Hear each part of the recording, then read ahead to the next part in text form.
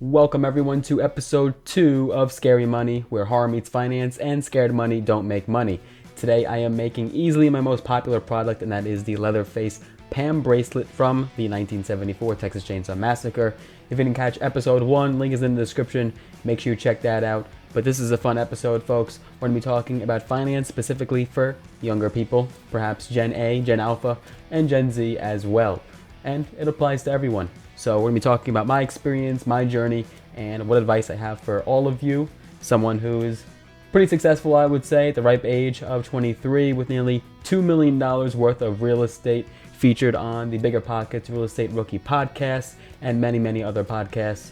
And I think I'm doing okay. So we'll see for ourselves. And here we go. Let's jump right in. So like I said, this is easily my most popular product. I have sold well over 1,000 of these bracelets over the last several years, and people love these. And I just came out with version 2, which is a more heavy duty, more screen accurate version, but this is V1. I'm making this for a customer. So let's dive right in. Well, let's start off with credit, right? That's usually a good place to start. So if you haven't turned 18 yet, make sure that the second you turn 18, you get your first credit card, which is probably going to be a secured credit card because you have no credit and you're not going to be able to get any other kind of credit card. So make sure you get that secured credit card on your 18th birthday. I did it myself. Now, if you're under 18, what you can actually do is get on your parents' credit card. Now, hopefully they have good credit and they're making on-time payments. Otherwise, it's going to screw you over. So make sure you ask your parents first, is your credit good? You're making on-time payments. You have a lot of credit card debt, because that credit is going to affect yours. And you can get on your parents' credit cards as an authorized user, and your social security is registered. So basically, whatever they're doing, the activity that they have, their on-time payments, that is going to help your credit. And so when you do turn 18, you'll be in a much, much better position and have a beautiful credit profile. But either way, regardless, still get that first secured credit card. It's probably going to be $200, $250, maybe even less, that you'll have to give the credit card company as security. And for that, they'll give you a line of credit. Probably after 6 months or maybe longer, they'll then return that money to you, and you basically have a line of credit. And they might even increase your credit line once they return that money to you as well. And that's the easiest, fastest way to build credit. It does cost you money though, right? You have to send in that security, but it is a great way to build your credit. And make sure, of course, that you are doing good on that credit card, making sure you're making on-time payments. Don't be late. If you're late one time, it's not going to screw you over for life, but try not to be. If you have to have automatic payments deducted from your bank account in order to make those on-time payments because you don't think you're disciplined, so be it. Make sure you hook that up. And there's different ways you can play around with it, right? You can make the payment as soon as after your purchase. So the second you make your purchase, you immediately pay off that credit card. That's one way to do it. Other people have other strategies where they pay off half right away and then half right before the due date. So that's something you could do. But either way, generally speaking, whoops, wrong charm there. Multitasking, talking, and making it at the same time. You would think after 1,000 of these it would be second nature. Pretty much is. But let's see, we got bell, there we go. Okay. But yeah, making sure that the payments are on time, making sure you're not going over your credit card limit and going near that limit. Try to be under 10-20% utilization. Of course, with just a couple $100 in limit, that may not be so easy for someone, especially if you're young and you like spending money. But try to stay under that limit, and do not buy in credit unless you could pay for it in cash several times over. That's a golden rule. So whatever it is, a meal, clothes, an item, if you cannot pay for it in cash 3 times over or even more, for myself, usually several times over, then do not buy it on credit. But either way, in your young stages, it's okay if you mess up. It's okay if you max out your credit card. Try not to make any mistakes. You can always repair that credit. Credit is repairable, and you can then bounce back and increase your credit score. Then just start tracking your score, right? Taking a look at it, signing up for like Credit Karma or one of those platforms, and keep track of that credit. Make sure that it's on the up. You're going to see dings. You're going to see dips. It's totally normal. It is completely normal. Don't get scared. That's just the process. Credit bureaus will, for absolutely no reason, just tank your credit score out of nowhere, and it'll dip 10, 20, 30 points for absolutely no reason. Even if you're making on-time payments, that will happen in the beginning stages, but over time it will stabilize, and you will see your credit score over time hopefully start to go on a steady uptrend. Of course, when you have many mortgages like myself, it's pretty hard to get a great credit score, excellent score, just when you have so many loans under your personal name. But you don't need unbelievable credit, right? It is a very important number. It's one of the most important numbers in someone's life. Some people argue it's the most important number in someone's life. But you don't need absolutely excellent credit to do things like buying real estate. There are options for investors that don't necessarily take into account the credit score entirely, but they look at other factors, so that's just something to keep in mind if that's what you think you want to do. Technically, there are ways to invest in real estate where you don't need any credit whatsoever. Those are a little bit more advanced, but it is possible. So that's number one. Credit, very important. Also, I would recommend not getting a card with an annual fee, just money down the drain. So try not to get any cards with annual fees unless you're a baller and you want some premium credit cards when you get a little older. But to me, it's just wasted money, and there's no point in getting those credit cards. And moving on to, of course, saving. Saving is huge. I mean, we could talk about that for hours and hours and hours. I mean, it's very simple, right? If you didn't buy the item, that is money saved. You know, penny saved, penny made. Of course, probably nowadays it's probably $100 saved, $100 made, but very important. I mean, it is the utmost important. You cannot do anything until you start saving. You cannot invest. You cannot start a side hustle that involves startup. There's really nothing you can do until you start saving. That's how important imperative is. So, especially at a young age, you're going to have times, probably on a very consistent basis, almost daily, where you see something online that you want, you see something in the store, and the impulse is there. But whenever you're thinking about buying something, try to wait 24 hours before buying that item. Is it really necessary? Is it going to impact your life? Is it absolutely beyond necessary? Obviously, we all want nice things, but delayed gratification is key.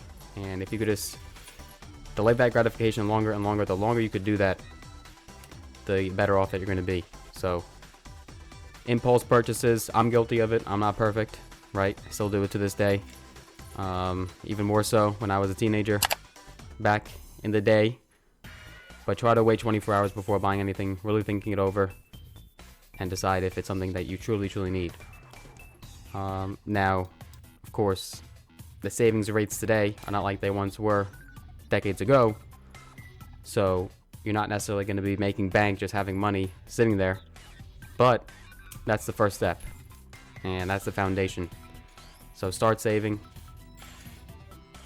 and you'll be in a much better position, because that habit is something that you want to have forever. You know, if you could build that discipline and habit now, it's only going to thank you later on, and your future self is really going to appreciate that. So, you know, if you can't save $10, $100, you're not going to be able to save tens of thousands or hundreds of thousands once you get to that point. And so if you start building those habits and that discipline now, you're going to be in a much better position. So that's key, folks. Saving money. You could try to do it as a set percentage, right? So maybe you want to say, okay, for every paycheck I get, maybe if you're working just a minimum wage job, you could say, okay, for every paycheck I get, I'm going to put aside 40-50% of it. You know, ideally, I don't know what your expenses are and what your living situation is. Everyone's circumstance is different. You know, we're all dealt different set of cards, but you know, try to do that. You know, be extremely disciplined, right? Also, making sure that you pay yourself first. That is key. Paying yourself first means saving that money, paying off those bills, investing that money, and then if you have anything left over, then maybe you want to feel free to spend it and do something with it. Let me grab that. So once we talked about saving and once you got that discipline down, we could start talking about investing. And you're not going to be able to start up a Silicon Valley app or start a massive business probably, but you can start somewhere. And those baby steps, that foundation is what's key. So investing, what a massive topic. Well, you're going to hear a lot of nonsense. You're going to hear a lot of stuff online. You're going to hear all the gurus telling you to do one thing or go this way, go this direction. And that's the problem, right? Shiny object syndrome is probably 10 times worse it is for Gen A, Gen Z than it was for the previous generations. Every single solitary day on Instagram, if you're just scrolling, you probably see another guru telling you to invest in this particular kind of asset, or start this kind of business, or do this particular thing that's going to yield you great results. So I understand it is a very, very noisy market out there, and it could be extremely distracting, extremely confusing. So I recommend, if you are new to the investing world, starting with something that has a proven history, something that has a proven track record. It's probably not going to be real estate for your first investment, but you can start with blue chip stocks, index funds, and the above. I mean, it's very simple. Warren Buffett, greatest investor of all time, he cannot be the S&P 500. On a consistent basis, on year over year, you look at a time frame of 10, 20 years, even hedge fund managers cannot beat the S&P 500. And that is a good way to start. S&P 500 index fund. Maybe you want to get a little more aggressive and do a tech-heavy index fund. Tech-heavy fund, it's definitely something you can consider. That's not too risky. Just look at the proven history. Make sure it pays a dividend. Dividends are key. Once you start getting that dividend reinvestment going, that's going to really compound your earnings and make you yield even greater and greater results. So that's a great way to start. Start doing research on index funds and stocks. You probably may not know anything about that world, so start learning, start reading, start watching, start listening to podcasts like this one. You have to understand that no one was born with this knowledge. Nobody. Everyone had to learn it. And the sooner that you could do that, the sooner you start pounding away at the pavement, the sooner that you're going to be over your circle and the people around you, and probably even your parents. So with that being said, folks, just start. You have to start somewhere. And once you get to a point where you have enough knowledge and you feel a little bit more comfortable and you have an understanding of what you're investing in, then go for it. I mean, you could screw up and fail and fail and fail again for 5 years straight, and it will not affect you. Whatever you learn now may apply to something that you do in the future, right? There's businesses I started years ago that didn't necessarily go out or pan out like I wanted, but some of that knowledge carried over to things I'm doing today, and that's huge. So that's why I just recommend, throwing things at the wall. There's nothing wrong with that. Start tasting the buffet of life and just trying so many different things. Start learning your interests, your passions. See if that works out, and see if you could make money off of it. See if you can monetize it. But here we have it, folks. This is a Leatherface Pam bracelet. Let me just check this out here. Make sure it's all correct. Yes. Rarely do I ever mess this up. And let's link it. And this is ready for a customer to be sent out. Whoop. Third time's a charm. There we go. There you have it, folks. Leatherface Pam bracelet ready for a customer. This side hustle, for example, this is not the only product, of course, I have, but this started as something when I was doing 12, 13 years old, and I would make 20 bucks here and there. Now this is a consistent income, and I can call it a part-time income. So there you go. And it all just started from a passion and interest and something I wanted to try out. So I'm living proof. But there you have it, folks. That is episode 2 of Scary Money. I hope you enjoyed this. This could have been easily a 5-hour episode, but I just wanted to get down to the really rudimentary basics, so that way you understand and summarize this to the best of my ability. But if you have any questions, let us know down in the comment section. This was Scary Money, episode number 2, where scared money don't make money, and we will see you guys in the next one. Thank you so much for watching.